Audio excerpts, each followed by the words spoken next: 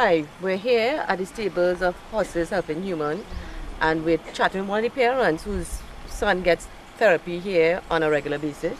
Tell us how long he's been having treatment. I think about 4 years now. He's 4 been years. coming here. And Well, to Karen and yeah, and doing the you therapy. see a difference in his Yeah, definitely. You know, it helps with his confidence, his leg strength, interaction with people and animals as well. yeah. So.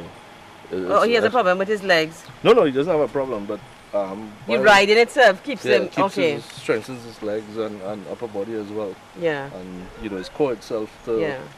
for doing other activities as well. It's almost like an exercise giving Yeah. you that self-confidence, Yeah. making you feel. His confidence has grown. I mean, from the first time he started, he was a bit scared of the horses, and now, as you can see with him, Yeah, he's like You're patting them and lying on them like if it's part of him. Yeah, It's an even- extension of himself.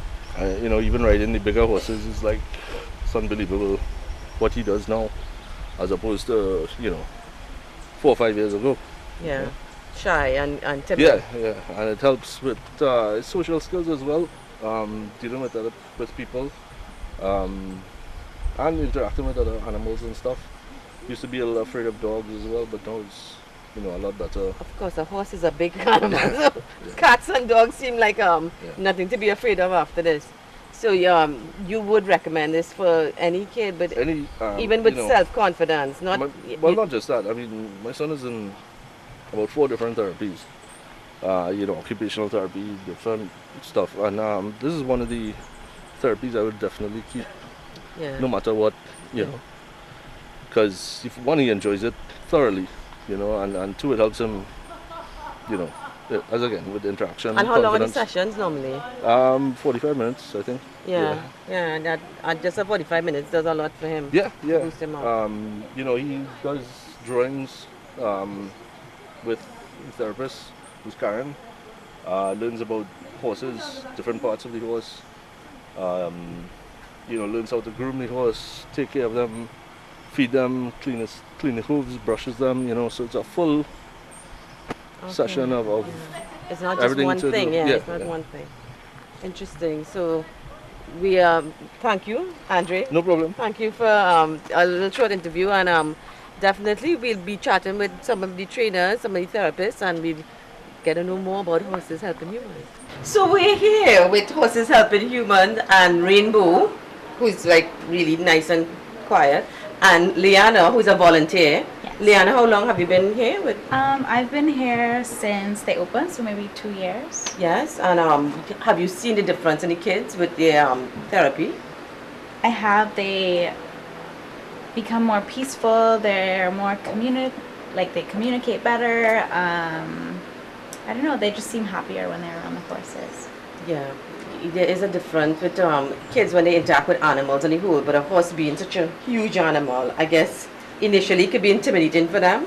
I think at first it's intimidating, but after they get to feel the energy of the horse and they realize how strong and how gentle and sweet they could be and how fun they are to be around and to ride, and I think it's a good experience.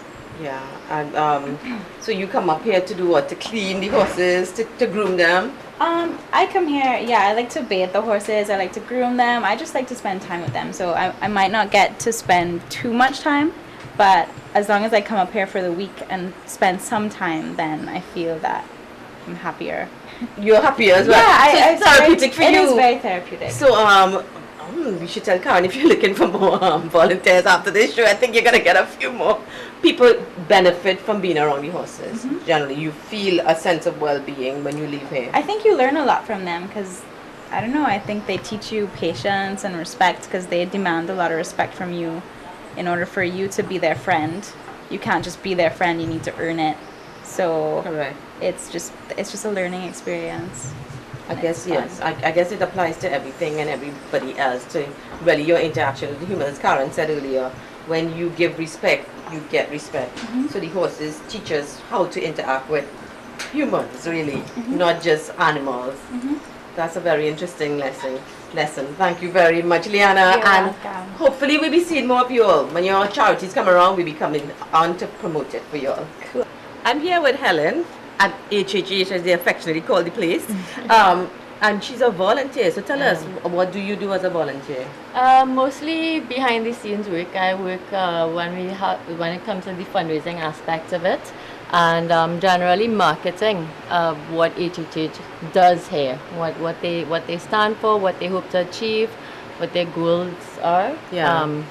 Mostly. You let the public know what yeah. Yeah. That's because nice. what- And what do you how long you been with them?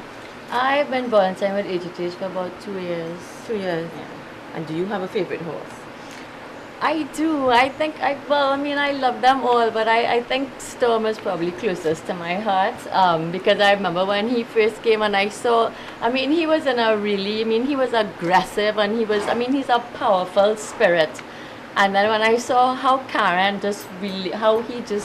she connected with him, and I realized, I think at that point, how the spirit of the horse, how powerful that is, You and realize how something more is happening. absolutely Something more is definitely happening. And something then that wasn't tangible. Exactly. And if she could calm down the horse to the point where you could see a difference in the horse, what is going to happen to Kim? Exactly. Woo, my paws are raising, Yeah, yes. no, and I have seen it. I saw it with my own 2 eyes. I see how, when you are approaching a horse for the first time as a novice, they have a lot of rules and regulations. They have to tell you about how not to approach a horse, and they're generally skittish animals.